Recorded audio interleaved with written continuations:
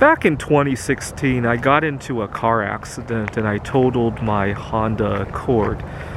I used to have a bad habit of daydreaming or problem solving while I'm trying to focus in my car. I had some tricky life situations at the time. I was trying to problem solve how to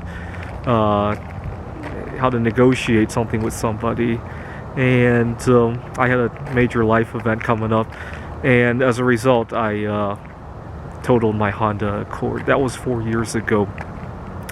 Now 6 months later I got the car that I'm currently driving. It's a Mitsubishi Lancer, and I've been very fortunate with it. Haven't had a scratch on it.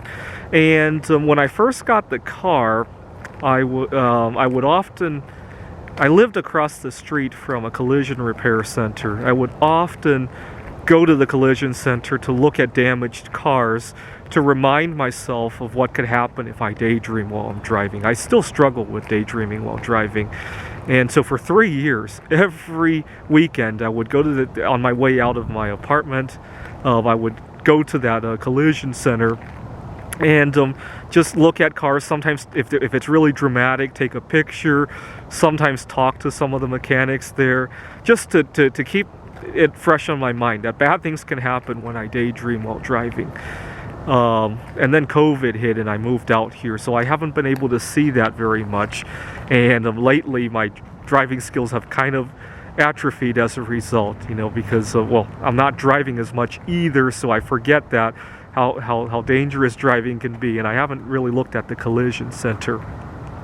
Now a couple days ago I had another experience with watching other people being distracted. Not with driving though.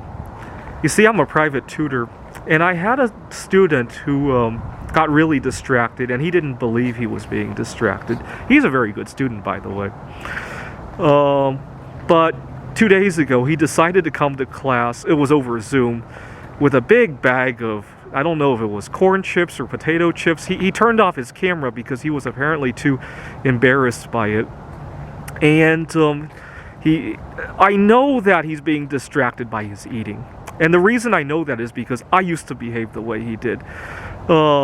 He would get really excited or anticipatory about having a 3 to 5 second break where he didn't have to say something so he could put it in his mouth, and then he would have to talk, and you could hear the sogginess of his talking, like oh my god, he can't wait to get back to his food.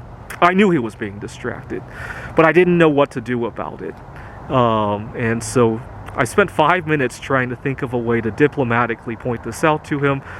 And I say to him, it sounds like you're really hungry. How about you take a few minutes to have a snack? I really want you to be able to focus. And he said, no, it's not a problem. Go on. And I knew he was being distracted. His work showed he was being distracted. Now here's the thing. If you were to tell me while I'm driving that I'm being distracted, I wouldn't believe you either. I've had times when I would be talking to somebody on the phone while driving, and the conversation in my mind is much more important, and the person when they hear that I'm driving, they feel sorry and they hang up the phone, and it really bothered me. I've had times when that happened. They might have saved my life, but I didn't want to believe it at that time.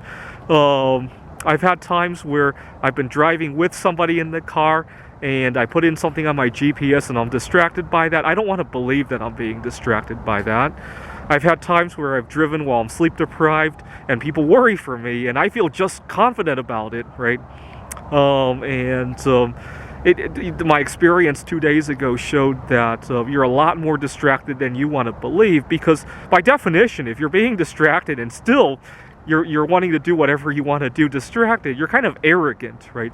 By definition, you're not going to see, right?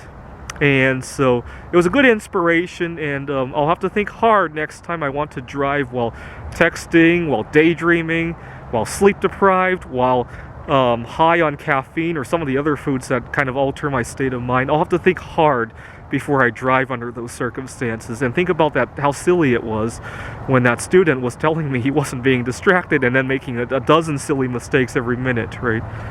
Thanks for watching.